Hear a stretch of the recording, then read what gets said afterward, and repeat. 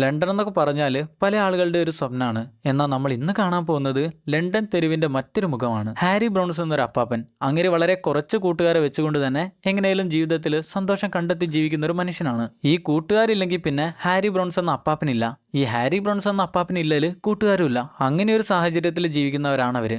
എന്നാൽ ഈ കൂട്ടുകാർക്കോ അല്ലെങ്കിൽ ഹാരി ബ്രൗൺസിനോ എന്തെങ്കിലും പറ്റിയാൽ പിന്നെ എന്തൊക്കെയായിരിക്കും സംഭവിക്കാനായി പോകുന്നത്? അതാണ് നമ്മൾ ഇന്നത്തെ സിനിമയിലൂടെ കാണാനായി പോകുന്നത്. ഒരു ചിങ്ങിണി പടമായിരിക്കും എന്ന് വിചാരിച്ചാണ് ഞാൻ ഈ സിനിമ കണ്ടത്.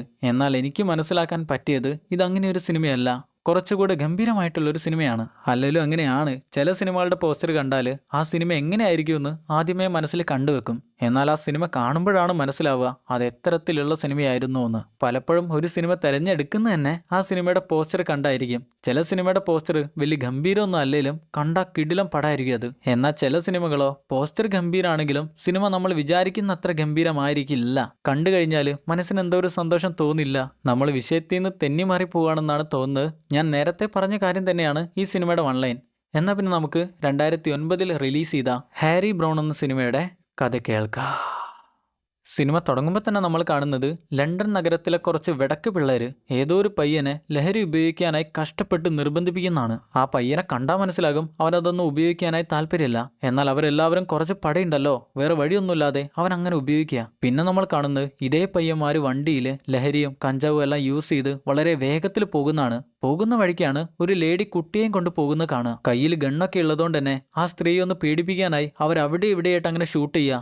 എന്നാൽ ഈ ലഹരിയിൽ ബോധം പോയിരിക്കുകയാണല്ലോ. എന്നാൽ അതിലൊരു ഷോട്ട് ആ സ്ത്രീക്ക് കൊണ്ടു. അവര് പെട്ടെന്ന് തന്നെ മരിച്ച് താഴെ വീണു. ഈ പയ്യന്മാരാണേൽ അമ്പമ്പോ പറ്റിപ്പോയല്ലോ, ഇനി ഇവിടെ നിൽക്കണ്ടെന്ന് പറഞ്ഞ് അങ്ങനെ വേഗത്തിൽ പോവുക. നമ്മളിപ്പോൾ കണ്ടുകൊണ്ടിരിക്കുന്നതാണ് ലണ്ടൻ നഗരത്തിന്റെ അവസ്ഥ.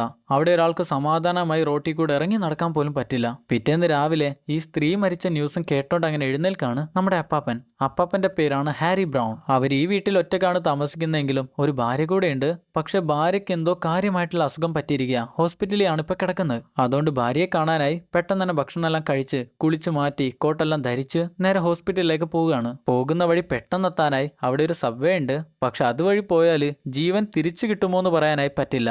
അതിലൂടെ കയറിയാലൊക്കെ, പക്ഷെ തിരിച്ചു വരുമെന്നുള്ളത് പറയാനായി പറ്റില്ല. അതുകൊണ്ട് തന്നെ വളഞ്ഞു ചുറ്റിയാണ് ഹോസ്പിറ്റലിലേക്ക് പോകുന്നത്. അവിടെ എത്തുമ്പോഴാണ് മനസ്സിലാവുന്നത് ഭാര്യ ശരിക്കും കോമ സ്റ്റേജിലാണ് കിടക്കുന്നത്. ചുറ്റും എന്താണ് സംഭവിക്കുന്നതെന്ന് പോലും അവർക്കറിയാനായി പറ്റില്ല. തന്റെ ഈ ചെറിയൊരു ജീവിതത്തിൽ അവൾക്കൊരിക്കലും തിരിച്ചു വരാനായി കൂടെ ചേരാനായി പറ്റില്ല എന്ന് ബ്രൗൺസിന് അറിയാം. എന്നിരുന്നാലും അവസാന കാലം വരെ ഞാൻ അവളുടെ കൂടെ ഉണ്ടാകുമെന്നാണ് ബ്രൗൺസ് മനസ്സിൽ ഉറപ്പിച്ചു വെച്ചിരിക്കുന്നത്. കുറച്ചു കഴിഞ്ഞാൽ തൊട്ടടുത്തുള്ള ബാറിൽ വന്ന് ബ്രൗൺസ് അങ്ങനെ വെള്ളടിക്കുകയാണ്. അവിടെയുള്ള ഓണറുമായി നല്ല കൂട്ടായതുകൊണ്ട് തന്നെ എത്ര സമയം വേണമെങ്കിലും അവിടെ ഇരിക്കാം, അതിൽ കുഴപ്പമൊന്നുമില്ല. അപ്പോഴാണ് ബ്രൗൺസിന്റെ കൂട്ടുകാരൻ വരുന്നത്, ലിയോനാർഡ്. അപ്പം തന്നെ അവനും കൂടെ ഒരു മദ്യം ഓർഡർ ചെയ്ത് രണ്ടുപേരും കൂടെ ഒരുമിച്ചിരുന്ന് ചെസ് അങ്ങനെ കളിക്കുകയാണ്. ഈ പ്രായത്തിൽ അവർക്ക് വേറെ വിനോദങ്ങളിലൊന്നും പങ്കെടുക്കാനായി പറ്റില്ലല്ലോ, അതുകൊണ്ട് ഒരുമിച്ചിരുന്ന് അങ്ങനെ ചെസ് കളിക്കും. എന്നാൽ അപ്പോഴാണ് കാണുന്നത് രണ്ട് പയ്യന്മാർ അങ്ങോട്ട് കയറി വന്ന് വളരെ പബ്ലിക്കായി കഞ്ചാവും മയക്കുമരുന്നും ഒക്കെ അങ്ങോട്ടും ഇങ്ങോട്ടും കൈമാറുന്നത്. ലിയോനാർഡ് പറയും ഇവന്മാർക്കൊന്നും ഇതിനിപ്പോ ഒരു മറ പോലും ഇല്ലാതെയായി. ഇങ്ങനെയാണേൽ നമ്മുടെ നാട് എവിടെ ചെന്നായിരിക്കും അവസാനിക്കുക? പിന്നെ ഈ ബാറിന്റെ ഓണറില്ലേ നിന്റെ കൂട്ടുകാരൻ, അവൻ വലിയ മാന്യനാണെങ്കിലും പല സാഹചര്യങ്ങളിലും അവനെ പല സ്ഥലത്ത് വെച്ച് ഞാൻ കണ്ടിട്ടുണ്ട്. അവൻ എങ്ങനെയാണെന്നൊന്നും പറയാനായി പറ്റില്ല. എന്ത് ചെയ്യാൻ, ഈ കാര്യങ്ങളൊക്കെ പോലീസുകാരോട് പറഞ്ഞിട്ട് ഒരു കാര്യമില്ല, ഒന്നും സംഭവിക്കാനായി പോകുന്നില്ല. പിന്നെ ആ മുന്നിൽ നിൽക്കുന്നവനില്ലേ, അവന് ഡ്രഗ്, തോക്ക്, കൂട്ടിക്കൊടുപ്പ് അങ്ങനെ പല പല പരിപാടികളും ഉണ്ട്. എന്നാൽ ഈ ലിയോനാർഡ് ഇതെല്ലാം പറയുന്നത് വളരെ ഒച്ചത്തിലാണ്. അതിന് ഹാരി അപ്പാപ്പൻ പറയും എന്റെ പൊന്നാര ലിയോനാർഡ്, നിനക്ക് ഈ കാര്യങ്ങളെല്ലാം കുറച്ചുകൂടെ ഉറക്കെ പറഞ്ഞുകൂടായിരുന്നോ? എങ്കിൽ പിന്നെ ആരും കേൾക്കില്ല. തിരികെ വീട്ടിൽ വന്നാൽ രാത്രി എങ്ങനെ വിശ്രമിച്ചുകൊണ്ടിരിക്കുമ്പോഴാണ് പുറത്തുനിന്ന് എന്തോ ഒരു ശബ്ദം കേൾക്കുന്നത്. ചെന്നോക്കുന്നേരം കാണുന്നത് കുറെ അലമ്പ് പിള്ളേര് ഏതോ ഒരു തന്റെ കാറിന്റെ ചില്ലും പൊട്ടിച്ചോണ്ട് അതിൽ നിന്ന് എന്തൊക്കെയോ എടുക്കുന്നതാണ്. അതിന് ആ കാറിന്റെ മുതലാളി അങ്ങോട്ട് വന്ന് താനൊക്കെ എന്താടോ കാണിക്കുന്നതെന്ന് ചോദിക്കും. എന്നാൽ അവന്മാർക്ക് അതിയൊന്നും വലിയ പേടിയില്ല. എല്ലാ എണ്ണം കൂടെ കാറിന്റെ മേലേക്കും അങ്ങേരുടെ മേലേക്കും എല്ലാം ചാടി വീണ് അങ്ങേരെ അടിച്ച് താഴെ ഇടുകയാണ്. അവസാനം അങ്ങേരുടെ കെട്ടികൾ വരുമ്പോഴാണ് അങ്ങേരെ ഒന്ന് ഒഴിവാക്കുന്നത് തന്നെ. ഇതെല്ലാം നമ്മുടെ ഹാരി ബ്രൗൺ കാണുന്നുണ്ട്. പക്ഷെ അതിലൊന്നും ഇടപെടില്ല, പോലീസിനെ വിളിക്കാൻ പോലും നിൽക്കില്ല. ഈ വയസ്സാം കാലത്ത് അതിന്റെ പിന്നാലെ പോയാൽ പിന്നെ ജീവിക്കാനായി നേരം ഉണ്ടാവില്ല. അതുകൊണ്ട് അങ്ങേരത് മെയിൻ ചെയ്യില്ല, തിരികെ വന്ന് കിടന്നുറങ്ങും. അങ്ങനെ ഇരിക്കെ നട്ടപ്പാതിരക്കാണ് ഹോസ്പിറ്റലിൽ നിന്ന് ഭാര്യയ്ക്ക് എന്തോ സംഭവിച്ചു എന്ന് പറഞ്ഞോണ്ട് കോൾ വരുന്നത്. അപ്പം തന്നെ ഇറങ്ങി മഴയത്തോടിച്ചെന്ന് ഹോസ്പിറ്റലിൽ ചെന്ന് എത്തുമ്പോഴാണ് മനസ്സിലാവുന്നത് ഭാര്യ മരിച്ചു. ഈ ഒരു കാര്യം ഹാരിക്ക് ഒരിക്കലും സഹിക്കാനേ പറ്റില്ല. കൂടെ ജീവിതത്തിൽ ആകെ ബാക്കിയുള്ള കുറച്ച് ആളുകളാണ് ഭാര്യയും ആ ലിയോനാർഡ് എന്ന കൂട്ടുകാരനും ബാറിന്റെ ഓണറും ഒക്കെ. അതിലിപ്പോ ഇനി അങ്ങോട്ട് ഭാര്യ ഇല്ലാന്ന് മനസ്സിലാകുന്ന നേരം അങ്ങേർക്കത് താങ്ങാനേ പറ്റില്ല. അങ്ങനെ അന്നത്തെ ദിവസം ഭാര്യയുടെ മരണച്ചടങ്ങെല്ലാം കഴിഞ്ഞാല് കൂട്ടുകാരന്റെ കൂടെ ബാറി വന്നങ്ങനെ ചെസ് കളിക്കുകയാണ്. എന്നാൽ ഈ ചെസ് കളിയുടെ ഇടയിലും ഭാര്യയെക്കുറിച്ചുള്ള ഓർമ്മകൾ മാത്രമാണ് അങ്ങേര് പറയുന്നത്. അവളെ ആദ്യം കണ്ട ദിവസം, അവളെ കല്യാണം കഴിച്ച ദിവസം, അതിനെക്കുറിച്ച് മാത്രമാണ് ഹാരി സംസാരിക്കുന്നത്. ഈ നേരത്താണ് കൂട്ടുകാരൻ പറയാ, ഹാരി, നീ പണ്ട് പട്ടാളത്തിൽ ജോലി ചെയ്തു എന്ന കാര്യം എനിക്കറിയാം. നീ അന്ന് ആരെങ്കിലും കൊന്നിരുന്നോ? നിന്റെ സ്വഭാവം ശരിക്കും എങ്ങനെയായിരുന്നു? എന്നാൽ ഇതിനെക്കുറിച്ച് ഹാരി കൂടുതൽ കാര്യങ്ങളൊന്നും പറയില്ല. കൂട്ടുകാരനോട് നീ ഒരിക്കലും അങ്ങനെ ചോദിക്കാൻ പാടില്ലായിരുന്നു എന്ന് മാത്രമാണ് പറയാ. ലിയോനാർഡും കൂടുതൽ ബുദ്ധിമുട്ടിക്കാനൊന്നും നിൽക്കില്ല. അങ്ങനെ രണ്ടുപേരും കൈ കഴുകാനായി ചെല്ലുമ്പോഴാണ് കൂട്ടുകാരൻ മറ്റൊരു കാര്യം പറയുന്നത്. ലിയോനാർഡ് താമസിക്കുന്ന ഒരു എസ്റ്റേറ്റിലാണ്, അതായത് ഹാരി താമസിക്കുന്ന പോലെ തന്നെ ഒരു അപ്പാർട്ട്മെന്റിൽ കുറെ ആളുകൾ തിങ്ങി ജീവിക്കുന്ന ഒരു സ്ഥലത്താണ് കൂട്ടുകാരൻ താമസിക്കുന്നത്. പക്ഷെ അവിടെയുള്ള പ്രശ്നം എന്താന്ന് വെച്ചാൽ അവിടെയാണ് ഒളിമ്പിന് ഗോൾഡ് മെഡൽ കിട്ടിയമാരെല്ലാവരും താമസിക്കുന്നത്. അതാണ് കൂട്ടുകാരന് തീരെ ഇഷ്ടമല്ല. അതുകൊണ്ട് തന്നെ അവന്മാരുമായിട്ട് എപ്പോഴും പ്രശ്നമാണ്. അതിന്റെ പേരിൽ ചില മാക്രി പിള്ളേര് അങ്ങേരുടെ വീട്ടിൽ എന്തെങ്കിലുമൊക്കെ കൊണ്ടിടുക, അങ്ങേര് പുറത്തിറങ്ങുന്ന നേരം ബുദ്ധിമുട്ടിക്കുക, അങ്ങനെയൊക്കെ ചെയ്യുന്നുണ്ട്. അതൊന്നും സഹിക്കാൻ പറ്റാത്തതുകൊണ്ട് അങ്ങേരിപ്പോൾ ആത്മഹത്യ ചെയ്യാനായി പോവാണ്. അതിന് ഹാരി പറയും, നീ അങ്ങനെ ഒന്നും ചെയ്യല്ലേ, നമുക്ക് പോലീസിനോട് പറയാം, എല്ലാത്തിനും പരിഹാരം നമുക്ക് കണ്ടുപിടിക്കാനായി പറ്റും. എന്നാൽ കൂട്ടുകാരൻ പറയും, പോലീസുകാരോടൊക്കെ ഞാൻ ഇഷ്ടം പോലെ പറഞ്ഞാണ്, അതിലൊന്നും ഒരു കാര്യമില്ല എന്ന് പറഞ്ഞുകൊണ്ട് അങ്ങേര് ഇറങ്ങി പോവാണ്. അങ്ങനെ അന്ന് രാത്രി കൂട്ടുകാരൻ വീട്ടിലിരിക്കുമ്പോഴാണ് ആ മാക്രി പിള്ളേരെല്ലാവരും കൂടെ അങ്ങേരുടെ അപ്പാർട്ട്മെന്റിൽ എന്തോ ഒന്ന് കൊണ്ടുപോയിട്ട് കത്തിക്കുന്നത്. ലിയോനാർഡ് അതിന്റെ ദേഷ്യത്തിൽ പുറത്തേക്ക് ഇറങ്ങി വന്ന്, എടാ ശുനകപുത്രന്മാരെ, നിന്നെ എല്ലാത്തിനെയും ഞാൻ കാണിച്ചുതരാമെന്ന് വിളിച്ചു പറയുന്നുണ്ട്. പിറ്റേന്ന് രാവിലെ ഹാരി അങ്കിളിനെ കാണാൻ പോകുന്ന രണ്ട് ഡിക്റ്റേറ്റീവിനെയാണ്. ആ ഡിക്റ്റേറ്റീവ്സ് എന്തിനാണ് അങ്ങോട്ട് വന്നതെന്ന് അറിയില്ല. എന്തായാലും കയറി ചെന്ന് അപ്പാപ്പനോട് ഇരിക്കാനായി പറയും. അങ്ങനെ അവർ സംസാരിക്കുമ്പോഴാണ് മനസ്സിലാകുന്നത്, നമ്മുടെ ലിയോനാർഡ് അപ്പാപ്പനില്ലേ, അങ്ങേരെ ഇന്നലെ രാത്രി ആരോ കുത്തിക്കൊന്നു, കത്തികൊണ്ട് കുത്തിക്കൊന്നു. അതും ആ സബ്വേയിൽ വെച്ചാണ് എല്ലാം സംഭവിച്ചിരിക്കുന്നത്. ഈ ഒരു കാര്യം കേട്ടാൽ തന്നെ അപ്പാപ്പന് വലിയ പ്രശ്നം ഉണ്ടാകുമെന്ന് അവർക്ക് രണ്ടുപേർക്കും അറിയാവുന്നതുകൊണ്ട് തന്നെ കുടിക്കാനായി വെള്ളമൊക്കെ കൊടുക്കും. നിങ്ങൾക്കറിയുന്ന ഏതെങ്കിലും ശത്രുക്കൾ നിങ്ങളുടെ കൂട്ടുകാരൻ ഉണ്ടായിരുന്നോ എന്ന് ചോദിക്കുമ്പോഴും അപ്പാപ്പൻ പറയുന്നത് അങ്ങനെയൊന്നുമില്ല. ഇന്നലെ ഞങ്ങൾ രണ്ടുപേരും വെള്ളമൊക്കെ അടിച്ച് നല്ലപോലെ പിരിഞ്ഞായിരുന്നു. എന്നാൽ ഇപ്പോഴെന്താണ് സംഭവിച്ചതെന്ന് അറിയില്ലെന്ന് ഹാരി പറയുമ്പോൾ, നിങ്ങൾക്ക് എന്തേലും ഇതിനെക്കുറിച്ച് അറിയെങ്കിൽ ഞങ്ങളെ വിളിച്ചാൽ മതിയെന്ന് പറഞ്ഞ് കാർഡ് കൊടുക്കും. എന്നാൽ അവർ പുറത്തേക്ക് ഇറങ്ങുമ്പോഴാണ് അങ്കിൾ കരയുന്നത്. ഇത്രയും നേരം കരയാതെ പിടിച്ചിരുന്നായിരുന്നു, എന്നാൽ പെട്ടെന്നാണ് എല്ലാം കൂടെ കരഞ്ഞു തീർക്കുക. പിന്നെ നമ്മൾ കാണുന്നത് ഏതോ ഒരു വീട്ടിൽ അമ്മച്ചി എന്തൊക്കെയോ ലഹരിയെല്ലാം അടിച്ചു കയറ്റി അങ്ങനെ ബോധം പോയി കിടക്കുന്നതാണ്. പുറത്തുനിന്ന് പോലീസുകാരാണേലും വാതിലിന് വന്ന് മുട്ടുന്നുണ്ട്, അറസ്റ്റ് ചെയ്യാൻ വന്നാന്നെല്ലാം പറയും. എന്നാലും അമ്മച്ചിയുടെ മുഖത്ത് വലിയ കുഴപ്പമൊന്നുമില്ല. ഞാൻ എന്നും ഇതിനേക്കാളും വലുത് കാണുന്നതെന്നുള്ള മട്ടിലാണ് അങ്ങനെ ഇരിക്കുന്നത്. എന്നാൽ ചെന്ന് വാതിൽ തുറക്കുമ്പോൾ നമ്മുടെ ഡിക്റ്റേറ്റീവ്സും ബാക്കിയുള്ള പോലീസുകാരും എല്ലാവരും കൂടെയാണ് വന്നിരിക്കുന്നത്. കാരണം എന്താന്ന് വെച്ചാൽ ഇന്ന് രാവിലെയാണല്ലോ ഹീറോയുടെ കൂട്ടുകാരൻ ലിയോനാർഡിന്റെ ബോഡി കിട്ടിയിരിക്കുന്നത്. അത് ചെയ്യാൻ സാധ്യതയുള്ള കുറച്ച് പേരെ അറസ്റ്റ് ചെയ്യാനായി പോലീസുകാർ രാവിലെ തന്നെ ഇറങ്ങിയതാണ്. അതിലൊന്നാമത്തെ പ്രതിയെന്ന് സംശയിക്കുന്ന ആളുടെ വീട്ടിലേക്കാണ് ഇപ്പോൾ വന്നിരിക്കുന്നത്. അവന്റെ പേരാണ് ജാക്ക്. പോലീസുകാരെല്ലാവരും കൂടെ മേലേക്ക് നോക്കി വിളിച്ചു പറയും, നീ താഴേക്ക് ഇറങ്ങി വരുന്നതായിരിക്കും നല്ലേ, അല്ലെങ്കിൽ ഞങ്ങൾക്ക് തോക്കെടുക്കേണ്ടി വരും. എന്നാൽ അവനും കൂടുതലൊന്നും കുഴപ്പമുണ്ടാക്കാതെ ഇതെല്ലാം ഞാൻ എന്നും കാണുന്ന എന്നുള്ള മട്ടിൽ അങ്ങനെ താഴേക്ക് ഇറങ്ങി വരിക. പോകാൻ നേരം അമ്മയോട്, നിങ്ങൾ പേടിക്കണ്ട, ഞാൻ പെട്ടെന്ന് തന്നെ തിരിച്ചു വരും. മാമനോട് എനിക്കൊരു വക്കീലിനെ ശരിയാക്കി വെക്കാനായി പറയൂ എന്നും പറഞ്ഞാണ് അവൻ പോവുക. എന്നാൽ ജീപ്പിൽ കയറാൻ നേരം ആ ഡിക്റ്റേറ്റീവ്സിലെ ലേഡി ഇല്ലായിരുന്നോ, ലേഡി അവനോട് പറയും, നീ ഇത്ര നേരമായിട്ടും നിന്നെ എന്തിനാണ് ഞങ്ങൾ അറസ്റ്റ് ചെയ്തതെന്നോ നീ ആരെയാണ് കൊന്നതെന്നോ അതൊന്നും ഇതുവരെ ചോദിച്ചില്ല. അതായത് നമുക്കിപ്പോ തന്നെ ഏറെക്കുറെ മനസ്സിലായി ഇവനായിരിക്കണം ഹാരിയുടെ കൂട്ടുകാരൻ ലിയോനാർഡിനെ കൊന്നിരിക്കുന്നത്. സ്റ്റേഷനിൽ ചെന്ന് അവനെ ചോദ്യം ചെയ്താലും അവന് യാതൊരു പേടിയുമില്ല. അവൻ ഒരു പേടിയും കൂടാതെയാണ് എല്ലാത്തിനും മറുപടി കൊടുക്കുന്നത്. നമ്മൾ നേരത്തെ പറഞ്ഞല്ലോ സംശയിക്കുന്ന വേറെയും ആളുകളെ പിടിച്ചു കൊണ്ടുവന്നിട്ടുണ്ടെന്ന്. അവരെല്ലാവരും ഈ ജാക്കിന്റെ കൂട്ടുകാർ തന്നെയാണ്. എന്നാൽ അവരോട് ചോദ്യം ചെയ്താലും അവർക്കൊന്നും പറയാനില്ല. അവരും പേടിയില്ലാതെയാണ് ഇരിക്കുന്നത്. നിങ്ങളുടെ കയ്യിൽ ആ കിളവനെ ഞങ്ങളാണ് കൊന്നതെന്നുള്ള തെളിവുണ്ടെങ്കിൽ ഞങ്ങൾ അറസ്റ്റ് ചെയ്യാൻ നോക്ക്, അല്ലാതെ ചോദ്യം ചെയ്തിരിക്കുകയല്ല വേണ്ടേ, അല്ലെങ്കിൽ ഞങ്ങളെ പറഞ്ഞേക്കി. കൂട്ടത്തിൽ ഏറ്റവും ധൈര്യമുള്ളത് ആ ജാക്കിന് തന്നെയാണ്. അവൻ പറയുന്നത്, എടി പെണ്ണേ, ധൈര്യം ഉണ്ട്, നീ എന്നെ പിടിച്ച് അറസ്റ്റ് ചെയ്യാൻ നോക്ക്, ഇല്ലെങ്കിൽ എപ്പോഴേലും നിന്നെ എൻ്റെ കൈ കിട്ടും. അതുകൊണ്ട് ഇപ്പം നീ മനസ്സിലാക്ക്, അപ്പം നിന്റെ അവസാനമായിരിക്കും. അതിലൊരു പയ്യൻ വന്ന് ചോദിക്കുന്നത് എന്താന്ന് വെച്ചാൽ, കുറച്ച് ദിവസങ്ങൾക്ക് മുന്നേ എൻ്റെ അനിയൻ റോട്ടിൽ ചോര വാർന്ന് വീണ് കിടക്കുന്ന ഒരു അവസ്ഥയുണ്ടായിരുന്നു. ആ സമയം നീയും നിന്റെ പോലീസുകാരൊക്കെ എവിടെയായിരുന്നു? അപ്പോൾ ഒന്നും നിനക്ക് കുഴപ്പമല്ലേ? ഇപ്പോഴേതൊരു കിളവൻ മരിച്ചപ്പോൾ അതും ചോദിച്ചിങ്ങോട്ട് വന്നിരിക്കുക. ചുരുക്കി പറഞ്ഞാൽ ഇവന്മാരുടെ കയ്യിൽ നിന്ന് ഇനിയൊന്നും കിട്ടാനായില്ല. ഇവരുടെയൊക്കെ പിന്നിൽ മറ്റേതോ ഒരു ശക്തി കളിക്കുന്നുണ്ട്. അതുകൊണ്ടാണ് ഇവന്മാർക്കെല്ലാം ഇത്ര ധൈര്യം. പിന്നെ നമ്മൾ കാണുന്നത് കൂട്ടുകാരൻ ലിയോനാർഡിന്റെ മരണച്ചടങ്ങിൽ പങ്കെടുക്കുന്ന ഹാരിയാണ്. കൂടുതൽ ആളുകളൊന്നുമില്ല. കൂടുതലെന്നല്ല, ലിയോനാർഡിനും സ്വന്തവും ബന്ധവും എന്നൊക്കെ പറയാനായി മാത്രം ഹാരി മാത്രമേ ഉള്ളൂ. അന്നത്തെ ദിവസം ബാറിൽ വന്ന് വെള്ളടിക്കുന്ന ഹാരി കുറച്ചുകൂടെ അധികം വെള്ളടിക്കും. അത് കാണുന്ന ബാറിന്റെ ഓണർ ചോദിക്കും, ഇന്ന് കുറച്ച് അധികമായില്ലേ, ഇതുവരെ ഇങ്ങനെയൊന്നും ഞാൻ നിങ്ങളെ കണ്ടിട്ടില്ല, ഇന്നത്തേക്ക് ഇത് പോരേന്ന് ചോദിക്കുന്ന നേരം ഹാരി കാശ് എടുത്ത് കയ്യിലേക്ക് വെച്ചെടുക്കും. എന്നാൽ കാശ് എടുക്കുന്നതിന്റെ കൂടെ കുറച്ചധികം ടേബിളിലേക്ക് വീണ് പോയിരുന്നു. അതാണെങ്കിൽ ഒരുത്തൻ നോക്കി നിൽക്കുന്ന കാണാം. ഇറങ്ങിപ്പോകാൻ നേരം ചോദിക്കാനും പറയാനും ഒന്നും എനിക്കിനി ആരും ഇല്ലല്ലോ എന്നും പറഞ്ഞുകൊണ്ടാണ് ഹാരി ഇറങ്ങുന്നത്. ഹാരിയുടെ മുന്നിൽ ഇപ്പോൾ വലിയൊരു ചോദ്യചിഹ്നമാണ്. ഇനി എന്താണ് ചെയ്യേണ്ടത് അതിനെക്കുറിച്ചൊന്നും ഹാരിക്ക് അറിയില്ല. അങ്ങനെ ആ വിഷമത്തിൽ പോയിക്കൊണ്ടിരിക്കുമ്പോഴാണ് ഇരുട്ടത്തിന്ന് പെട്ടെന്നൊരുത്തൻ കത്തിയുമായിട്ട് മുന്നിലേക്ക് വരുന്നത്. നേരത്തെ ബാറി വെച്ച് കാശ് താഴേക്ക് വീണപ്പോൾ ഒരുത്തൻ നോക്കി നിൽക്കുന്നത് കണ്ടില്ലായിരുന്നോ? അവൻ തന്നെയാണ് ഇവൻ. കത്തി എടുത്തോണ്ട് കയ്യിലെ കാശ് മുഴുവൻ എൻ്റെ കയ്യിലേക്ക് വെച്ച് താ കളവാന്ന് പറയുന്ന നേരം ഹാരി പെട്ടെന്നാണ് അവൻ്റെ കത്തിയെടുത്ത് തിരികെ അവൻ്റെ വയറ്റിലേക്ക് തന്നെ കുത്തി കൊടുക്കുന്നത്. സാധാരണ ആരെങ്കിലുമൊക്കെ കത്തിയെടുത്ത് കുത്തുന്ന സീനാണേൽ ഞാൻ കുറച്ചുകൂടെ കടുപ്പിച്ച് പറയാറുണ്ട്. പക്ഷെ ഇതിങ്ങനെ തന്നെയാണ്. ഹാരി വളരെ എളുപ്പത്തിലാണ് അവൻ്റെ വയറ്റിലേക്ക് കത്തി കുത്തി ഇറക്കി കൊടുക്കുന്നത്. അവൻ പോലും അറിഞ്ഞു കാണില്ല. എന്തായാലും പെട്ടെന്ന് തന്നെ അവിടുന്ന് വീട്ടിലേക്ക് പോവാണ്. വീട്ടിലെത്തി അപ്പം തന്നെ കോട്ടെല്ലാം അഴിച്ചു മാറ്റി താഴെ കുറച്ച് വീണിരുന്ന ചോരക്കറയെല്ലാം തുടച്ച് വൃത്തിയാക്കി ഡ്രസ്സെല്ലാം കൂടെ കൂട്ടിക്കെട്ടി ഗാർബേജിൽ കൊണ്ടുപോയി ചെന്ന് ഒഴിവാക്കും. ഇതെല്ലാം കാണുമ്പോൾ മനസ്സിലാക്കാം, നേരത്തെ കൂട്ടുകാരൻ ചോദിച്ചിരുന്നല്ലോ നീ പട്ടാളത്തിൽ ആളുകളെ എല്ലാവരെയും കൊന്നിരുന്നോന്ന്.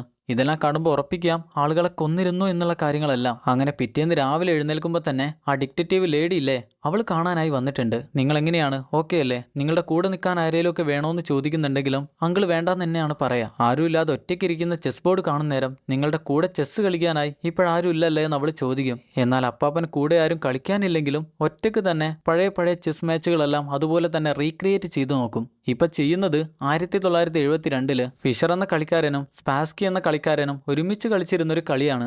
എന്നാൽ ഇതിനെക്കുറിച്ചൊന്നും അവളോട് പറഞ്ഞാൽ മനസ്സിലാകില്ല എന്ന് മനസ്സിലാകുമ്പോൾ പെട്ടെന്ന് തന്നെ സംസാരം നിർത്തും. നീ ഇപ്പം എന്തിനാണ് ഇങ്ങോട്ട് വന്നിരിക്കുന്നതെന്ന് ചോദിക്കുമ്പോൾ അവൾ പറയും, നിങ്ങളുടെ കൂട്ടുകാരൻ്റെ മരണത്തിൽ കുറച്ച് കാര്യങ്ങൾ പറയാനുണ്ട്. അദ്ദേഹത്തെ കൊലപ്പെടുത്താൻ ഉപയോഗിച്ചിരുന്ന കത്തി ഒരു പട്ടാളത്തിലെ കത്തിയാണ്. മാത്രമല്ല ആ കത്തിയിൽ അദ്ദേഹത്തിന്റെ പോക്കറ്റിലെ ചെറിയ നൂലുകളൊക്കെ ഉണ്ടായിരുന്നു. പറഞ്ഞു വരുന്നത് എന്താന്ന് വെച്ചാൽ ആ കത്തി ശരിക്കും ലിയോനാർഡിന്റെ കത്തി തന്നെയായിരുന്നു. ചിലപ്പോൾ ലിയോനാർഡ് അവന്മാരെ ഉപദ്രവിക്കാനായി പോയപ്പോൾ അവര് സ്വയം രക്ഷയ്ക്ക് ചിലപ്പോൾ ലിയോനാർഡിനെ കൊന്നതാണെങ്കിലോ? അതായത് ഈ ലേഡി കൂട്ടുകാരൻ എതിരായിട്ട് സംസാരിക്കുകയല്ല, ചിലപ്പോൾ ഇങ്ങനെ ആയിരിക്കാം സംഭവിച്ചതെന്ന് പറയാണ്. അതുകൊണ്ട് തന്നെ കോടതിയിൽ ഈ ഒരു കേസ് തെളിയിക്കാനായി കുറച്ച് ബുദ്ധിമുട്ടായിരിക്കും. അതിന് ഹാരി ഈ നാട്ടിലെ പട്ടിക്കും പൂച്ചയ്ക്കും അറിയാം ഇവന്മാരാണ് ഇതെല്ലാം ചെയ്തിരിക്കുന്നതെന്ന്. പിന്നെ എന്തുകൊണ്ട് തെളിയിക്കാനായി പറ്റുന്നില്ല? പെട്ടെന്നുള്ള ഹാരിയുടെ ഈ ഒരു മാറ്റം കാണുന്ന നേരം ലേഡി പിന്നെ കൂടുതൽ സംസാരിക്കാനായി നിൽക്കില്ല. ഒരു ടാറ്റയും പറഞ്ഞുകൊണ്ട് മെല്ലെ പുറത്തേക്ക് ഇറങ്ങും. അവൾ പോയി കഴിയുന്ന നേരം ഹാരി എങ്കിലും തന്റെ പഴയൊരു പെട്ടി തുറക്കാണ്. അതിൽ പണ്ട് ഭാര്യ തയ്ച്ചു കൊടുത്തിരുന്ന ലവ് യു എന്ന് എഴുതിയിരിക്കുന്ന ഒരു തുണിയൊക്കെ ഉണ്ട്. എന്നാൽ അതിൻ്റെയും അടിയിൽ നിന്ന് ഒരു കത്തിയാണ് അപ്പാപ്പൻ എടുക്കുന്നത്.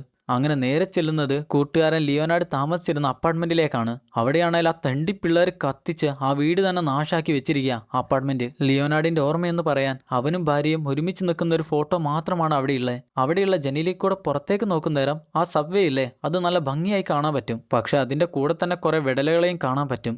അവരുടെ അടുത്തേക്ക് രണ്ടുപേർ അങ്ങനെ എന്തോ വാങ്ങാനായി ചെല്ലുന്നുണ്ട്. വഴി ചോദിക്കാനായിരുന്നു എന്നാണ് ആദ്യം വിചാരിച്ചിരുന്നത്. പക്ഷെ അവരെന്തോ മുന്തിയ ഇനം മയക്കുമരുന്നാണ് അവരോട് ചോദിക്കുന്നത്. അതിന്റെ ദേഷ്യത്തില് ആ പയ്യന്മാരെല്ലാരും കൂടെ അവനെടുത്തിട്ട് പെരുക്കാണ്. എന്നാൽ അങ്ങനെയൊന്നും ചെയ്യല്ലേ എന്ന് അവൾ പറയുന്നുണ്ടെങ്കിലും അവളെ മെയിൻറ്റ് പോലും ചെയ്യാതെ അടിച്ച് താഴെ ഇടുകയാണ് അവന്മാരെല്ലാം കൂടെ. നിനക്കൊക്കെ കിട്ടിയത് പോരാഞ്ഞിട്ട് അതിലും വലുത് വേണോന്നൊക്കെ ചോദിക്കുന്ന കേൾക്കാം. ഇനിയിപ്പോൾ എന്താണ് നമ്മുടെ അങ്കിളിന്റെ പരിപാടി എന്നറിയില്ല.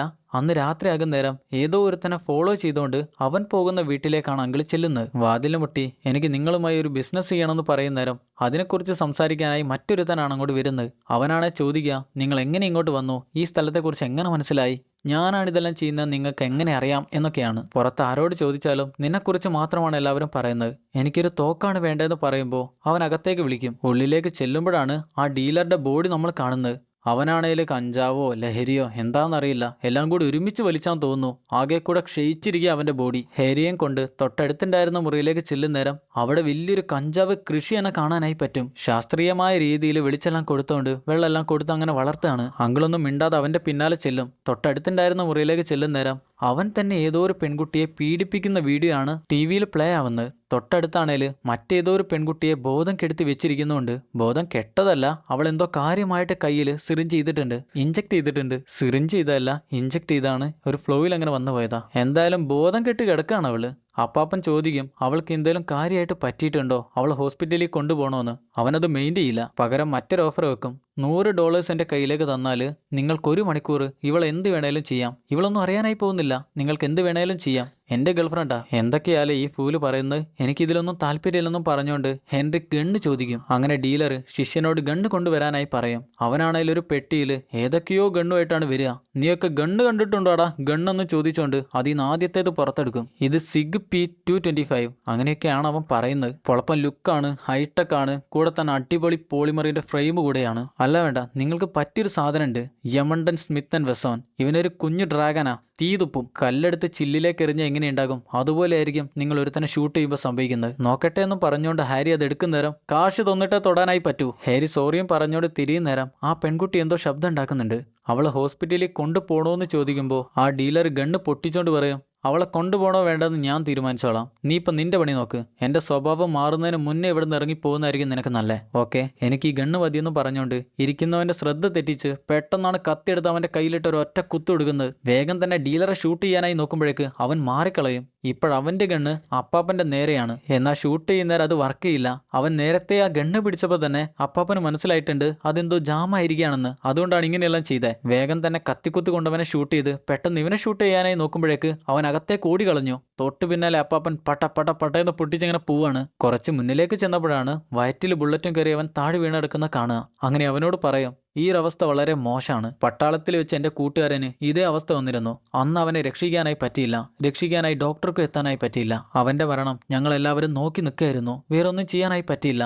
ഇപ്പം നിനക്ക് അതേ അവസ്ഥയാണ് വന്നിരിക്കുന്നത്. മോനെ, ഇപ്പൊ പൊട്ടു എന്ന് പറഞ്ഞ് ഗണ്ണും പിടിച്ച് നടന്നിട്ട് കാര്യമല്ല, അത് പൊട്ടിക്കാനായി കൂടെ അറിയണം. എന്നിട്ട് അവനെ ഷൂട്ട് ചെയ്ത് കൊന്ന് അവിടെ ഉണ്ടായിരുന്ന കാറിലേക്ക് ആ പെൺകുട്ടിയെയും അവിടെ ഉണ്ടായിരുന്ന കാശും എല്ലാം കൂടി എടുത്തു വെച്ച് ആ സ്ഥലം മുഴുവനും പെട്രോൾ ഒഴിച്ച് കത്തിച്ചു കളയും. അങ്ങനെ വണ്ടി ഓടിച്ച് നേരെ പോകുന്നത് ഹോസ്പിറ്റലിലേക്കാണ്. അവിടെ വെച്ച് ആ പെൺകുട്ടിയുടെ അടുത്ത് കുറച്ച് കാശ് വെച്ച് വണ്ടിയുടെ ഹോൺ ഇടിച്ച് കേടാക്കി അവിടെ നിന്ന് ഓടിക്കളയും. ഇപ്പോഴാണേലും വണ്ടി അങ്ങനെ ഹോൺ അടിച്ചുകൊണ്ടേ ഇരിക്കുകയാണ്. അതുകൊണ്ട് തന്നെ ആളുകൾ വന്ന് ആ പെൺകുട്ടിയെ രക്ഷിക്കുമെന്നുള്ള കാര്യം ഉറപ്പാണ്. പിറ്റേന്ന് രാവിലെ ആ ഡിറ്റക്റ്റീവ് ലേഡിയെ അവളുടെ സുപ്പീരിയർ ക്യാബിനിലേക്ക് വിളിക്കുകയാണ്. ചെന്നോക്കുന്നേരം ഇന്നലെ രാത്രി സംഭവിച്ചിരിക്കുന്ന 2 കൊലപാതകങ്ങളെ കുറിച്ചാണ് അങ്ങനെ സംസാരിക്കുന്നത്. അതായത് ഇന്നലെ ഹീറോ 2 പേരെ കൊല്ലുന്ന കണ്ടില്ലായിരുന്നോ, അതിനെക്കുറിച്ചാണ് അവർ സംസാരിക്കുന്നത്. അവർക്ക് ഏറ്റവും അത്ഭുതമായി തോന്നുന്ന കാര്യം ആ കൊലയാളി ആ പെൺകുട്ടിയെ രക്ഷിച്ച് അവിടെ കൊണ്ടുപോയി ഇറക്കി വിട്ടു എന്നുള്ളതാണ്. പക്ഷെ സുപ്പീരിയർ എന്തിനാണ് ലേഡിയെ ഇങ്ങോട്ട് വിളിച്ചു വരുത്തിയെന്ന് വെച്ചാൽ അവളുടെ ജോലി ഇന്നത്തോടെ അവസാനിക്കാനായി പോവാണ്. കാരണം എന്താന്ന് വെച്ചാൽ ഈ സിറ്റിയിൽ അതിക്രമങ്ങളും കൊലപാതകങ്ങളും എല്ലാം കൂടുന്ന സാഹചര്യത്തിൽ എല്ലാ കൊലയാളികളെയും ക്രൈം ചെയ്യുന്ന ആളുകളെയും പിടിക്കാനായി അവർ വലിയൊരു മിഷൻ ചെയ്യാനായി പോവാണ്. മിഷന്റെ പേരാണ് ബ്ലൂ ജേ. ഈ ലേഡിയാണെങ്കിൽ ഡിറ്റക്റ്റീവ് ലേഡിക്കാണെങ്കിൽ ഹീറോയുടെ കൂട്ടുകാരൻ മരിച്ചതിനെക്കുറിച്ച് അന്വേഷണങ്ങളെല്ലാം നടത്തുന്നുണ്ടെങ്കിലും അതിനെക്കുറിച്ച് കൂടുതലൊന്നും കണ്ടുപിടിക്കാനായി പറ്റിയിട്ടില്ലല്ലോ. അതുകൊണ്ട് സുപ്പീരിയർ പറയുന്നത് ഈ ഒരു കേസ് നമുക്ക് തൽക്കാലം മാറ്റിവെക്കാം, എന്നിട്ട് ഈ മിഷന്റെ കാര്യത്തിൽ കൂടുതൽ ശ്രദ്ധ കൊടുക്കാം. എന്നാൽ അവള് പറയുന്നത് ഈ കേസിനെ കുറിച്ച് നോക്കണം എന്നാണ്. പക്ഷെ അങ്ങേര് അതിന് സമ്മതിക്കില്ലല്ലോ. ഇന്ന് രാത്രി ഒരു മീറ്റിംഗ് ഉണ്ട്, ആ മീറ്റിംഗിന് എന്തായാലും പങ്കെടുത്തേ പറ്റൂ എന്നാണ് അവളോട് പറയാം. ഈ സമയം ഹാരിയപ്പാപ്പനാണെങ്കിൽ ഏതോ ഒരു ചർച്ചിൽ വന്ന് പ്രാർത്ഥിക്കുകയാണ്. പ്രാർത്ഥനയെല്ലാം കഴിഞ്ഞാൽ കയ്യിലുണ്ടായിരുന്ന കാശില്ലേ ഇന്നലെ അവിടുന്ന് കിട്ടിയിരുന്ന അതെല്ലാം കൂടി അവിടെയുള്ള നേർച്ചപ്പെട്ടിയിൽ ഇട്ടുവെക്കും. ഇവിടെയാണേല് ഡിറ്റക്റ്റീവ് ടീം അപ്പാപ്പൻ കൊണ്ടുവിട്ട പെൺകുട്ടി എഴുന്നേൽക്കുന്ന കാത്തിരിക്കുകയാണ്. അവൾ എഴുന്നേറ്റാല് കൂടുതൽ എന്തെങ്കിലും ചോദിച്ച കാര്യങ്ങൾ മനസ്സിലാക്കാനായി പറ്റും. അവളെ ആരാണ് ഇങ്ങോട്ട് കൊണ്ടുവന്നെന്തെങ്കിലും ചോദിക്കാനായി പറ്റുമല്ലോ. ഈ സമയം ഹാരി ബ്രൗൺ അങ്ങനെ കൂട്ടുകാരന്റെയും ഭാര്യയുടെയും കല്ലറയ്ക്ക് അടുത്ത് വന്ന് പ്രാർത്ഥനയെല്ലാം കഴിഞ്ഞ് നേരെ ചെല്ലുന്നത് കൂട്ടുകാരന്റെ വീട്ടിലേക്ക് തന്നെയാണ്. കാരണം അവിടെ വെച്ച് നോക്കിയാൽ ആ സബ്വേയിലേക്ക് നല്ലപോലെ കാണാനായി പറ്റും. അവിടെയാണ് ആ മാക്രി പിള്ളേരെല്ലാരും കൂടെ വന്ന് ഒത്തുചേരുന്ന സ്ഥലം. നോക്കി നിൽക്കുന്ന നേരം ആ കൂട്ടത്തിൽ തന്നെയുണ്ട് ആ ജാക്ക്. അതായത് അപ്പാപ്പന്റെ കൂട്ടുകാരൻ ലിയോനാർഡിനെ കൊന്നെന്ന് സംശയിക്കുന്ന ഒരുത്തനില്ലേ, അവനും അവിടെ നിൽക്കുന്നുണ്ട്. അവനാണ് ആ ടീമിന്റെ മെയിൻ.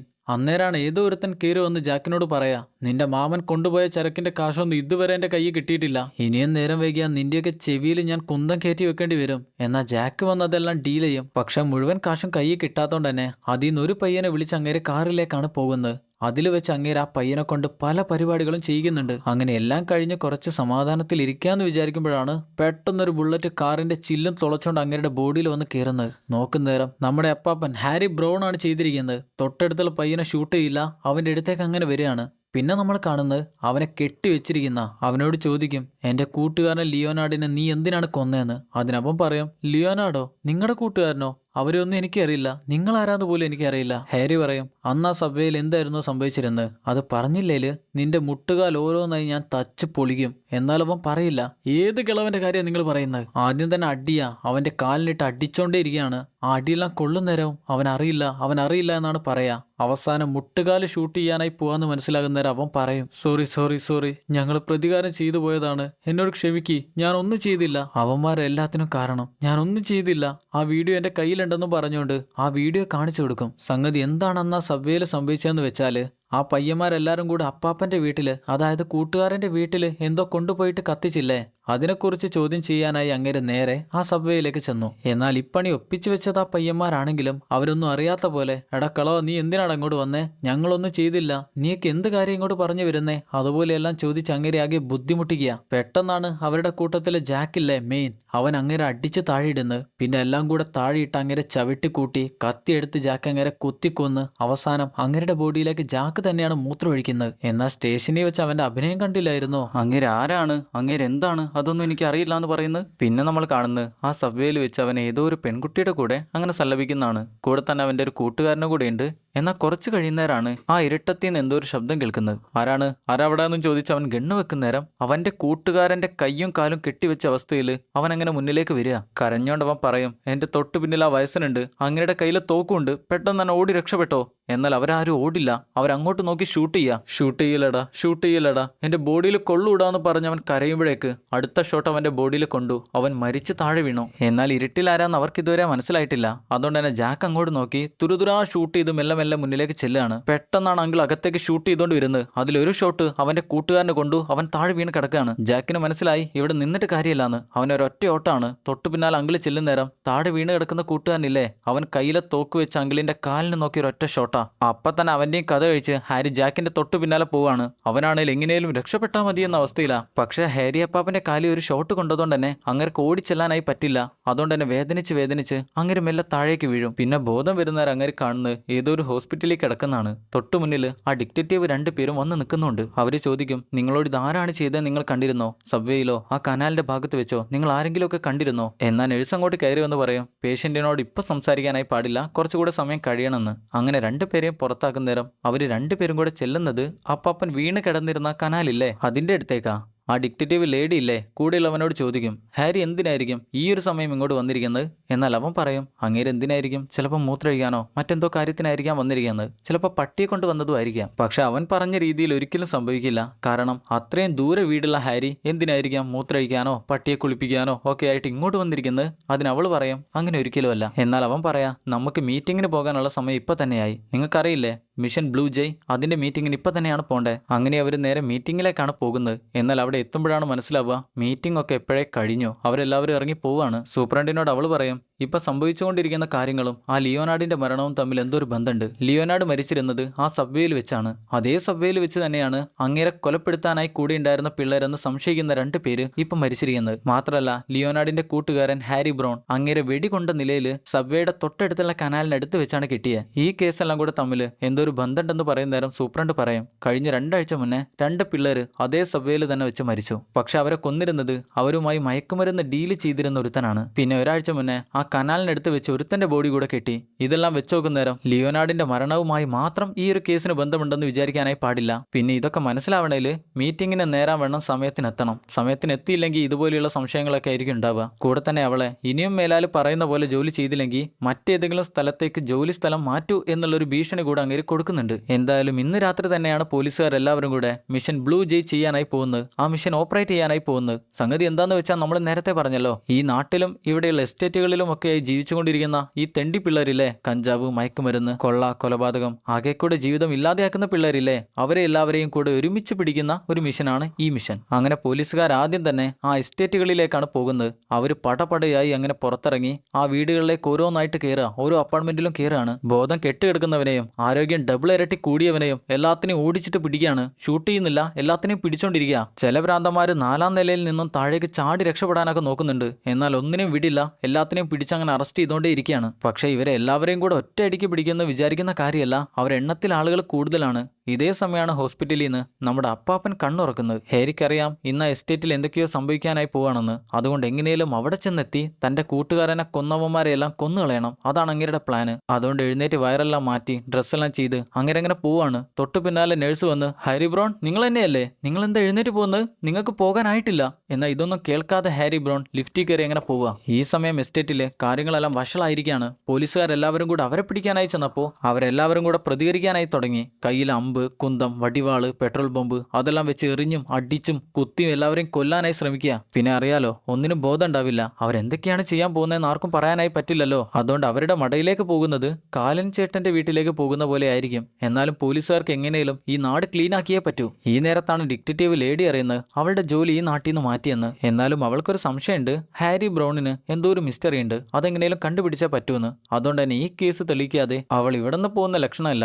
എന്തായാലും കൂടിയുള്ളവനോട് വന്ന് പറയും, ഹാരി ബ്രൗണിനെ കുറിച്ച് നിനക്കറിയുന്ന കാര്യങ്ങളെല്ലാം ഒന്ന് പറഞ്ഞു തരുമോ? അതിനവൻ പറയും, ഹാരി ബ്രൗൺ അങ്ങനെ ആരാണേലും എന്താണേലും നിങ്ങൾക്ക് എന്താണ് കുഴപ്പം? അങ്ങനെ ചെയ്യുന്ന കാര്യങ്ങളെല്ലാം നല്ലതല്ലേ? നമ്മളുടെ ജോലിയാണ് അങ്ങനെ കുറച്ചിരുന്നത്. ഈ നാട്ടിലെ കുറെ തലവേദനകൾ ഇല്ലാതാവുന്നതിൽ നിങ്ങൾക്ക് എന്താ കുഴപ്പം? ഹാരി ബ്രൗൺ എന്താന്ന് വെച്ചാൽ ചെയ്തോട്ടെ, അങ്ങനെ അങ്ങേരുടെ പാട്ടിന് വിട്ടേക്ക്. അന്നേരാണ് അവള് പറയാ, ഹാരി ബ്രൗൺ ഇപ്പോൾ ഹോസ്പിറ്റലിൽ വെച്ച് ഇറങ്ങിപ്പോയി, അങ്ങേര ആ എസ്റ്റേറ്റിലേക്കായിരിക്കും പോയിരിക്കുന്നത്. ചിലപ്പോൾ അങ്ങേർക്ക് നമ്മുടെ സഹായം വേണ്ടിവരും. അത് കേൾക്കുമ്പോൾ തന്നെ അവൻ കോട്ടും സ്യൂട്ടുകളെല്ലാം എടുത്തിട്ട് എസ്റ്റേറ്റിലേക്ക് പോകാനായി റെഡിയായി. ഈ നേരത്തെ ഹാരി ബ്രൗൺ എസ്റ്റേറ്റിലെത്തി. അവിടെയെല്ലാം തീയും പുകയും ഒക്കെ ആയിട്ട് ആകെ പ്രശ്നമാണ്. നേരെ കൂട്ടുകാരന്റെ വീട്ടിലേക്ക് ചെന്ന് അവിടെ ഒളിപ്പിച്ചു വെച്ചിരുന്ന തന്റെ കത്തിയും തോക്കുമെല്ലാം പുറത്തേക്ക് എടുക്കുകയാണ്. ഈ നേരത്താണ് ഡിറ്റക്റ്റീവ്സ് അങ്ങോട്ട് കാറി വന്നുകൊണ്ടിരിക്കുന്നത്. മുന്നിലൊക്കെ കലാപകാരികളാണ്. അവരെന്തോ ഒരു സാധനം എടുത്ത് കാറിന്റെ ചില്ലിലേക്ക് എറിയും. പെട്ടെന്ന് തന്നെ വൈപ്പർ ഓൺ ചെയ്യുന്ന നേരം അതെല്ലാം കൂടെ പരന്നു. നല്ലപോലെ കണ്ണ് കാണാത്തോണ്ട് തന്നെ ഏതൊരു കാറിന് ചെന്നാണ് ഒരു ഒറ്റ ഇടി ഇടിക്കുന്നത്. ലേഡിയാകെ അമ്പരന്ന് പോയി. എന്ത് ചെയ്യണമെന്നറിയില്ല. കൂടിയുള്ളവനെ നോക്കുന്ന നേരം അവന്റെ തലയിൽ നിന്നും ചോര വന്നുകൊണ്ടിരിക്കുകയാണ്. പുറത്തുണ്ടായിരുന്ന ഭ്രാന്തന്മാരെല്ലാവരും കൂടെ കാറിനടുത്തേക്ക് വന്ന് എടാ പിടിയടാ പിടിയടാ അവളെ പിടിയടാ എന്നൊക്കെ പറയുന്ന നേരം പെട്ടെന്നാണ് ദൂരെ നിന്നൊരു ഷോട്ട് വരുന്നത്. നോക്കുന്ന നേരം ഹാരി ബ്രൗൺ ആണ് അങ്ങോട്ട് വന്നുകൊണ്ടിരിക്കുന്നത്. അവിടെ ഉള്ളവന്മാരെല്ലാവരെയും ഷൂട്ട് ചെയ്ത് അവിടെ നിന്ന് ഓടിച്ച് പെട്ടെന്ന് തന്നെ വന്ന് കാറിൽ നിന്ന് അവരെ രണ്ടുപേരെയും പുറത്തേക്ക് ഇറക്കും. അങ്ങനെ നേരെ ചെല്ലുന്നത് താൻ എന്നും വെള്ളമടിക്കുന്ന ബാറില്ലേ അങ്ങോട്ടാണ്. അവിടെയാണേലും ബാറിന്റെ മുതലാളി നല്ല കൂട്ടായതുകൊണ്ട് തന്നെ എന്തായാലും സഹായമൊക്കെ ചെയ്യുന്ന ഉറപ്പാണ്. വാതിലിന് മുട്ടി എടാ ഞാൻ ഹാരി ബ്രൗൺ ആണ്, നിന്റെ സഹായം ഒന്ന് വേണ്ടിയിരുന്നു, നീ പെട്ടെന്ന് തന്നെ വായോ എന്ന് പറയുമ്പോൾ അവൻ വേഗം തന്നെ വന്ന് വാതിലുറക്കും. പരിക്ക് പറ്റിയിരിക്കുന്ന രണ്ടുപേരെ കാണുമ്പോൾ അവർക്ക് ഇരിക്കാനും കിടക്കാനും ഒക്കെയുള്ള സ്ഥലം അവൻ പെട്ടെന്ന് തന്നെ റെഡിയാക്കി കൊടുക്കും. പെട്ടെന്ന് തന്നെ ആംബുലൻസ് വിളിക്കാന്ന് പറയുമ്പോൾ അവൻ അകത്തേക്ക് കോൾ ചെയ്യാനായി ചെല്ലും. ഈ നേരത്ത് ആ ലേഡി ആണേല് ഡിറ്റക്റ്റീവ് ലേഡി ആണേൽ അമ്പരന്നിരിക്കുക. നീ ഓക്കെ അല്ലേ? നിനക്കൊന്നും കുഴപ്പമില്ലല്ലോ എന്ന് അങ്കിൾ ചോദിക്കും. എന്നാൽ അവളുടെ കണ്ണ് നേരെ പോയത് ഹാരിയുടെ അരയിൽ വെച്ചിരുന്ന ഗണ്ണിലേക്കാണ്. അവള് പറയും, ഹാരി നിങ്ങൾ പട്ടാളത്തിലുണ്ടായിരുന്നപ്പോൾ ചെയ്യുന്നതൊന്നും ഇവിടെ ചെയ്യാനായി പറ്റില്ല. അതിന് ഹാരി പറയും, പട്ടാളത്തിലായിരുന്നപ്പോൾ ഞാൻ ഇഷ്ടംപോലെ ആളുകളെ കൊന്നിട്ടുണ്ട്, പക്ഷെ അതിനെല്ലാം കാരണമുണ്ട്. പക്ഷെ ഇവിടെയുള്ള എസ്റ്റേറ്റിലെ പിള്ളേർ അവരാളുകളെ കൊല്ലുന്നതിന് യാതൊരു കാരണവുമില്ല. എന്തിനാണ് കൊല്ലുന്നതെന്ന് അവർക്ക് പോലും അറിയില്ല. അതുകൊണ്ട് അവരെ തീർക്കാനായി എനിക്കിപ്പോൾ ഒരു കാരണമുണ്ട്, അതെനിക്ക് ചെയ്തേ പറ്റൂ. അതിന് അവള് പറയും, നിങ്ങളുടെ കൂട്ടുകാരൻ ലിയോനാർഡിനെ കൊന്നതിനാണ് നിങ്ങൾ ആ ജാക്കിനെ കൊല്ലാനായി നടക്കുന്നത്. എന്നാൽ ആ ജാക്കിനെ നിങ്ങൾ കൊന്നാൽ അവന്റെ മാമൻ നിങ്ങളെ കൊല്ലില്ലേ? അതായത് ഈ ബാറിലെ മുതലാളി നിങ്ങളെ കൊല്ലില്ലേ? ഇത് കേൾക്കുമ്പോൾ ഹാരിക്ക് പെട്ടെന്ന് മനസ്സിലാവില്ല. കാരണം ജാക്കിന്റെ മാമൻ എന്ന് പറഞ്ഞാൽ ഈ ബാറിന്റെ മുതലാളി അല്ലല്ലോ. എന്നാൽ അവള് പറയുന്നത് ഈ ബാറിന്റെ മുതലാളിയാണ് ജാക്കിന്റെ മാമൻ എന്നാ. അങ്ങനെയാണെങ്കിൽ ഈ നാട്ടിൽ മൊത്തം കഞ്ചാവും മയക്കുമരുന്നും പിള്ളേരെല്ലാം അഴിച്ചു വിടുന്നതും അവന്റെ മാമൻ തന്നെയാണ്, അതായത് ഈ ബാറിന്റെ മുതലാളി. താൻ ഇത്രയും നാൾ തന്റെ കൂട്ടുകാരനാണെന്ന് വിചാരിച്ച് നടന്നവൻ തന്റെ എതിരാളിയാണെന്ന് മനസ്സിലായപ്പോൾ ഹാരിക്ക് സഹിക്കാനേ പറ്റില്ല. ഹാരി അപ്പം തന്നെ ചെല്ലുന്നത് ബാറിന്റെ മുതലാളിയെ കാണാനാണ്, തന്റെ കൂട്ടുകാരനെ കാണാനാണ്. അന്നേരം അവനെ ആരെയോ കോൾ ചെയ്ത് ടെൻഷൻ അടിച്ചിരിക്കുക. ഹാരി ചോദിക്കും, ജാക്ക് എവിടെ? എന്നാൽ അങ്ങേർക്ക് അതിനെക്കുറിച്ചൊന്നും പറയാനില്ല. ജാക്കിന്റെ മാമ ജാക്ക് എവിടെയെന്ന് ഒന്നുകൂടെ ചോദിക്കും. എന്നാലും അങ്ങനെ മിണ്ടില്ല. അപ്പോൾ അവൻ കയ്യിലുണ്ടായിരുന്ന മൊബൈൽ ഫോൺ എടുത്ത് ജാക്കിന്റെ ഫോണിലേക്ക് കോൾ ചെയ്യുന്ന നേരം അവന്റെ ഫോൺ അവിടെ വെച്ച് തന്നെ റിങ് ആവുന്നുണ്ട്. അപ്പം തന്നെ അവൻ ഗണ്ണുമായിട്ട് പുറത്തേക്ക് ഇറങ്ങി വരും. ഡാ കിളവ, അന്ന് ആ സബ്വേയിൽ വെച്ച് തന്നെ ഞാൻ നിന്നെ വിട്ടതല്ലേ, പിന്നെ എന്തിനാ നീ എന്നെ തെരഞ്ഞ് ഇങ്ങോട്ട് വന്നിരിക്കുന്നത്? എന്നാ ബാറിന്റെ മുതലാളി പറയും, അതായത് ജാക്കിന്റെ മാമൻ പറയും, എടാ ഗണ്ണ് താഴ്ത്ത്, നീ ഇങ്ങനെ ഷൂട്ട് ചെയ്താൽ പിന്നെ ഞാൻ നിന്നെ ജീവനോട് വെക്കില്ല. എന്നാൽ അവൻ വീണ്ടും ഗണ്ണ് പിടിച്ചോണ്ടിരിക്കുക. അങ്ങനെ അവനെ ചീത്ത പറഞ്ഞ് ഗണ്ണ് താഴ്ത്തിപ്പിക്കും. താൻ ഇത്രയും നാൾ കൂട്ടുകാരനാണെന്ന് വിചാരിച്ചിരുന്നവൻ ഇതുപോലൊരുത്തനാണെന്ന് മനസ്സിലാകുന്ന നേരം ഹരിയുടെ മനസ്സാകെ തളരും. ഇനി എന്ത് ചെയ്യണമെന്നറിയാതെ ആ തോക്കും പിടിച്ചോണ്ട് തന്നെ അങ്ങനെ തളർന്നു പോകുന്ന നേരം മുതലാളി പറയും, നിങ്ങൾ ഓക്കെ അല്ലേ, നിങ്ങൾ ഓക്കെ അല്ലേ എന്ന് ചോദിച്ചുകൊണ്ട് കയ്യിലെ തോക്ക് വാങ്ങും. എന്നാൽ പെട്ടെന്നാണ് അവൻ ഒരു ഒറ്റ ഇടി വയറിനിട്ട് കൊടുക്കുക. ഇത്രയും നാൾ കിളവൻ പാവല്ല എന്ന് വിചാരിച്ച് വിട്ടിരുന്നപ്പോൾ ഇപ്പൊ തോക്കുമായിട്ടാണോ എന്റെ മുന്നിലേക്ക് വന്നിരിക്കുന്നത്? അകത്താണേലെ ഡിറ്റക്റ്റീവ് ലേഡി പോലീസുകാരെ ആരെങ്കിലും കോൺടാക്ട് ചെയ്യാൻ പറ്റുമോ നോക്കാണ്, ആരെങ്കിലും കണക്ട് ചെയ്യാൻ പറ്റുമോ നോക്കാണ്. കാരണം അവൾക്കറിയാം ഇവിടെ എന്തെങ്കിലുമൊക്കെ സംഭവിക്കാനായി പോവാണെന്ന്. എന്നാൽ അപ്പോഴാണ് അവളുടെ തൊട്ടു പിന്നിലേക്ക് ആ ജാക്ക് വന്ന് അവളെ പിടിച്ച് താഴെ ഇടുന്നത്. എടേ, നിന്നോട് ഞാൻ അന്ന് പറഞ്ഞല്ലേ നിന്നെ എന്നേലും ഒരിക്കലും എൻ്റെ കൈ കിട്ടൂന്ന്. പോലീസും ഡിറ്റക്റ്റീവും ഒക്കെ അവരുടെ പണി എടുത്താൽ മതി, അല്ലാതെ ഞങ്ങളുടെ പണിയിലേക്ക് ഇടപെടാനായി വരേണ്ട ആവശ്യമില്ല. അപ്പോഴേക്ക് അവന്റെ മാമൻ ഹാരിയെ കൊണ്ടുവന്ന് അവിടെ തറയിൽ തള്ളിയിടും. എന്നിട്ട് വയറ്റിനിട്ട് അടിയോടടിയാ, കാലുകൊണ്ട് ചവിട്ടുക. അങ്ങനെ ജാക്കിനോട് പറയും, ഞാൻ നിന്നോടൊക്കെ എത്ര കാലം പറഞ്ഞിട്ടുണ്ടാ, ഞാൻ പറഞ്ഞ പണി മാത്രം എടുത്താൽ മതി, അതിലും വലിയ പണിയൊന്നും നീ എടുക്കാനായി പോകണ്ട. അതിനു മാത്രം നീ വളരുമ്പോൾ ഞാൻ പറയാം. ഒരു കാര്യം എങ്ങനെ ക്ലീനായി ചെയ്യണമെന്ന് ഞാൻ നിന്നെ പഠിപ്പിച്ചു തന്നില്ലേ, എന്നിട്ടും നീ അതുപോലെ എന്താ ചെയ്യാത്തെ? എന്നിട്ട് അങ്ങനെ നേരെ ചെല്ലുന്നത് ആ ഡിറ്റക്റ്റീവ് ലേഡിയുടെ കൂടെയുള്ള പുരുഷനില്ലേ അവന്റെ അടുത്തേക്കാ. അവനാണെ കാറി വെച്ചുണ്ടായ ആക്സിഡന്റില് ആകെ ബോധം പോയിരിക്കുകയാണല്ലോ. അങ്ങനെ അവന്റെ വായും മൂക്കും പൊത്തി പിടിച്ചോണ്ട് അവനെ എങ്ങനെ കൊന്നോണ്ടിരിക്കുക. അവനാണേലൊന്നും ചെയ്യാനും പറ്റുന്നില്ല. അങ്ങനെ ഏകദേശം 1 മിനിറ്റോളം അവനെ പിടിച്ച് ശ്വാസം മുട്ടിച്ച് കൊന്നുകളഞ്ഞ് ജാക്കിനോട് പറയും, ഇങ്ങനെയാണ് ക്ലീനായി ചെയ്യുക. ഇപ്പൊ മനസ്സിലായില്ലേ? ഇതുപോലെ തന്നെ ഈ രണ്ടിനെ കൂടെ നീ തന്നെ കൊല്ല്. എന്നിട്ട് ആ കലാപം നടക്കുന്ന റോട്ടിൽ കൊണ്ടു ചെന്നിടാം. അതാകുമ്പോൾ നമ്മുടെ പേരിലേക്ക് പ്രശ്നങ്ങളൊന്നും വരാനായി പോകുന്നില്ല. ഇതെല്ലാം കാണുമ്പോൾ തന്നെ ജാക്കിനൊരു ഹരമാണ്. അവന്റെ മാമന്റെ ഈ കഴിവെല്ലാം കണ്ടപ്പോൾ തന്നെ മാമനിലെ വലിയൊരു മതിപ്പാണ് അവന് തോന്നുന്നത്. അതുപോലെ തന്നെ ആ ലേഡിയെ കൊല്ലാനായി പോവാ. ഇനി അവളുടെ കഴുത്തങ്ങനെ അവൻ പിടിച്ച് ഞെരിക്കാൻ തുടങ്ങുമ്പോൾ അവൾ അധികം പെടയുന്നില്ല. അവൾക്കറിയാലോ ഇനിയും പെടഞ്ഞിട്ട് കാര്യമൊന്നുമില്ല, എന്തായാലും മരിക്കാനായി പോവാണെന്ന്. എന്നാലും കഴിയുന്ന പോലെയൊക്കെ അവൾ പ്രതിരോധിക്കാനായി നോക്കുന്നുണ്ട്. പക്ഷെ അതിന് പറ്റില്ല. എന്നാൽ ഈ നേരത്താണ് നമ്മുടെ അപ്പാപ്പനില്ലേ, അങ്ങേര് കാലി വെച്ചിരുന്നൊരു ഗണ്ണ് മെല്ലെ പുറത്തേക്ക് എടുക്കുന്നത്. അത് വെച്ച് ഒരൊറ്റ ഷോട്ടിന് ആ ജാക്കിന്റെ കഴുത്തി കയറ്റി കളയും. പെട്ടെന്ന് തന്നെ അവന്റെ മാമൻ ഗണ്ണെടുത്ത് അപ്പാപ്പനെ ഷൂട്ട് ചെയ്യും. എന്നാൽ കാര്യമായിട്ടൊന്നും പറ്റിയിട്ടില്ല. ഷോൾഡറിലാണ് കൊണ്ടിരിക്കുന്നത്. ജാക്കാണേലും കഴുത്തിൽ നിന്ന് ചോര വാർന്ന് അങ്ങനെ മരിച്ചുകൊണ്ടിരിക്കുകയാണ്. അവൻ എന്തായാലും മരിക്കുമെന്ന കാര്യത്തിൽ ഉറപ്പാ. അവന്റെ മാമനാണേലും ദേഷ്യത്തില് അപ്പാപ്പനെ കൊല്ലാനായി, ഹാരിയെ കൊല്ലാനായി നേരെ ഗണ്ണുമായിട്ട് അങ്ങേരുടെ അടുത്തേക്ക് വന്നിരിക്കുക. ഗണ്ണ് നേരെ മേലേക്ക് വെച്ച്, നീയൊക്കെ എന്തായാലും ചാവാൻ പോകുന്നവനല്ലടാ, പിന്നെ എന്തിനാടാ എന്റെ കഞ്ഞിയിൽ പാറ്റിയിടാനായി നിൽക്കുന്നതെന്ന് പറഞ്ഞ് ഷൂട്ട് ചെയ്യാനായി നിൽക്കുമ്പോഴാണ് ലേഡി ഡിറ്റക്റ്റീവിന്റെ വാക്കി ടോക്കി എന്ന പോലീസുകാർ ടാർഗറ്റ് ക്ലിയർ അല്ലേ എന്ന് ചോദിക്കുന്നത് കേൾക്കുക. അവൻ മെല്ലെ നെഞ്ചത്തേക്ക് നോക്കുമ്പോഴാണ് 2 ലേസർ ലൈറ്റ് വന്നിരിക്കുന്ന കാണുക. സ്ക്വാഡ് എവിടെ നിന്നും അവനെ ടാർഗറ്റ് ചെയ്ത് നിൽക്കുകയാണ്. അവനറിയാം അവൻ എന്തായാലും മരിക്കുമെന്ന്. എന്നാൽ മരിക്കുന്നതിന് മുന്നേ ഹാരിയെ കൊല്ലാന്ന് വിചാരിച്ച് അവൻ ഗണ്ണൊന്ന് ഷൂട്ട് ചെയ്യാനായി എടുക്കുകയുള്ളൂ. അപ്പോഴേക്ക് 2 കൊണ്ടു അവൻ മരിച്ച് താഴെ വീണു. പിന്നെ നമ്മൾ കാണുന്നത് പോലീസിന്റെ പത്രസമ്മേളനമാണ്. അവർ നേരത്തെ ചെയ്തിരുന്ന മിഷൻ ഇല്ലായിരുന്നോ, ബ്ലൂ ജേ, അത് വളരെ വിജയകരമായാണ് ചെയ്യാനായി പറ്റിയത്. പക്ഷെ അവരുടെ കൂട്ടത്തിൽ ഒരു പോലീസുകാരൻ മാത്രം മരിച്ചു. അതായത് ഡിറ്റക്റ്റീവ് ലേഡിയുടെ കൂടെ ഉണ്ടായിരുന്ന പോലീസുകാരനില്ലായിരുന്നോ, അവൻ മാത്രമാണ് മരിച്ചേ. പക്ഷെ അവൻ ഉൾപ്പെടെ ഈ മിഷനിൽ പങ്കെടുത്തിരിക്കുന്ന എല്ലാവർക്കും ഗവൺമെന്റ് ധീരതയ്ക്കുള്ള അവാർഡ് കൊടുക്കാനായി പോവാണ്. അതിന്റെ സന്തോഷം എല്ലാവർക്കും ഉണ്ടെങ്കിലും വലിയ സന്തോഷമൊന്നുമില്ല. കാരണം അത്രയും നാൾ കൂടെ ഉണ്ടായിരുന്ന ഒരാള് ഇപ്പൊ അവരുടെ കൂടെ ഇല്ലല്ലോ. എന്തായാലും ഈ ഒരു മിഷൻ ചെയ്തതുകൊണ്ട് തന്നെ നാട്ടിലെ ക്രൈം റേറ്റ് 30% കുറഞ്ഞിരിക്കുകയാണ്. ഇപ്പൊ പഴയ പോലെയൊന്നുമല്ല. ജനങ്ങളെല്ലാവരും നല്ല സന്തോഷത്തിലാണ് തെരുവിൽ കൂടെ നടക്കുന്നതെല്ലാം. പിന്നെ നമ്മൾ കാണുന്നത് നമ്മുടെ ഹാരി അപ്പാപ്പനെയാണ്. പഴയ പോലെയല്ല, വളരെ സമാധാനത്തില് അങ്ങേരിപ്പം എങ്ങോട്ടോ നടന്നു പോയിക്കൊണ്ടിരിക്കുകയാണ്. പോകുന്ന സ്ഥലത്തേക്ക് ആ സബ്വേ വഴി പോയാൽ വളരെ പെട്ടെന്ന് എത്താനായി പറ്റും. ഇതിനു മുന്നേ ആണേല് അതിലൂടെ പോകാനായി പറ്റില്ലായിരുന്നു. എന്നാലിപ്പോൾ വളരെ ധൈര്യത്തില് അതുവഴി പോയിക്കൊണ്ടിരിക്കുന്ന ഹാരിയെ കാണിച്ചുകൊണ്ട് ഹാരി ബ്രൗൺ എന്ന സിനിമ അവസാനിക്കുന്നു. സിനിമ എല്ലാവർക്കും ഇഷ്ടപ്പെട്ടെന്നാണ് വിചാരിക്കുന്നത്. കഥ പറയുന്നതിന്റെ വഴിയിൽ മൂക്കടപ്പ് കുറച്ച് ശക്തിയായി വന്നതുകൊണ്ട് തന്നെ നല്ലപോലെ കഥ പറയാനായി പറ്റിയില്ല. എന്തായാലും എങ്ങനെയൊക്കെയോ കഥ പറഞ്ഞ് ഒപ്പിച്ചു. പിന്നെ ഒരു കാര്യം ചോദിക്കട്ടെ, നമ്മുടെ ഹാരി അപ്പാപ്പൻ എങ്ങനെ? നിങ്ങൾക്ക് എല്ലാവർക്കും ഇഷ്ടമായോ? ഇഷ്ടമായെന്നാണ് ഞാൻ വിചാരിക്കുന്നത്. നമ്മൾ ഇന്ന് കണ്ട സിനിമ ഇഷ്ടപ്പെട്ടവര് മറക്കാതെ ഒന്ന് ലൈക്ക് ചെയ്യുക. സിനിമയെക്കുറിച്ചുള്ള അഭിപ്രായങ്ങൾ മറക്കാതെ ഒന്ന് കമന്റ് കൂടെ ചെയ്യുക. ചാനൽ സബ്സ്ക്രൈബ് ചെയ്യാത്തവര് മറക്കാതെ സബ്സ്ക്രൈബ് കൂടെ ചെയ്യുക. എന്നാൽ പിന്നെ ഇതുപോലെ നല്ലൊരു സിനിമയുമായി അടുത്ത വീഡിയോയിൽ കാണുന്നവരെ Tata bye bye. Film Chronicle.